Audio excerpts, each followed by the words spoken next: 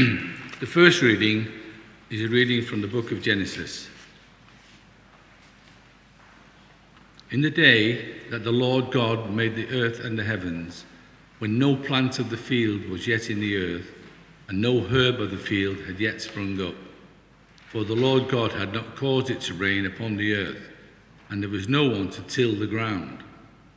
But a stream would rise from the earth and water the whole face of the ground.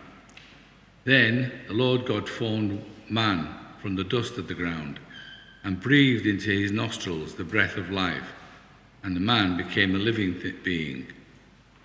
And the Lord God planted a garden in Eden in the east, and there he put the man whom he had formed. Out of the ground the Lord God made to grow every tree that is pleasant to the sight and good for food, the tree of life also in the midst of the garden, and the tree of the knowledge of good and evil. The Lord God took the man and put him in the Garden of Eden to till it and keep it.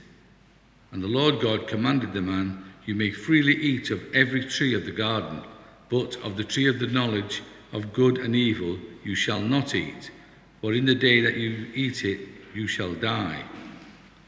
Then the Lord God said, "It is not good that the man should be alone. I will make him a helper as his partner."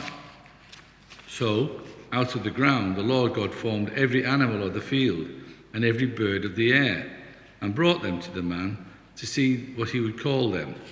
And whatever the man called every living creature, that was its name. The man gave names to all cattle, and to the birds of the air, and to every animal of the field. But for the man there was not found a helper as his partner. So the Lord God caused a deep sleep to fall upon the man, and he slept. Then he took one of his ribs and closed up its place with flesh.